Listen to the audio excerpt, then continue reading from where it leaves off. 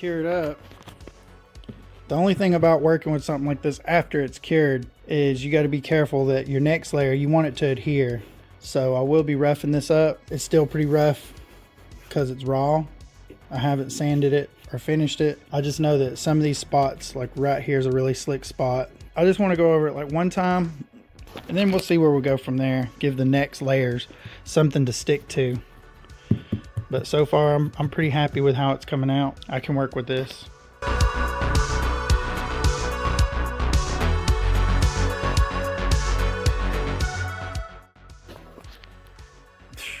Man, I'm getting so excited about this. I just did a bunch of sanding, trying to get some of the shape where I'm needing it to be. One thing I want to address is how I want this thing to flow.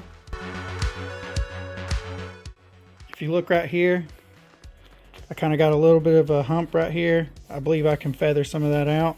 Got some low spots. But again, I mean, you know, this is about as good as it gets when you're laying up without a mold. Building off of cardboard and tape kind of get you to where you want to be, and then you kind of perfect it from there.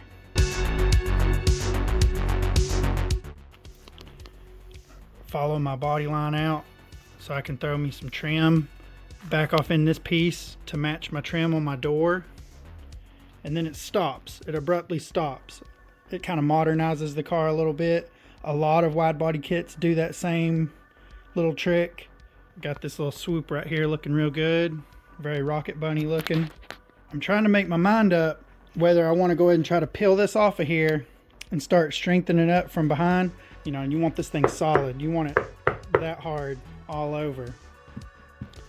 But there's a trick to that without laying layers and layers and layers and layers of fiberglass, because this is like easily 7 layers of fiberglass right here. I'll cross that bridge when I get there.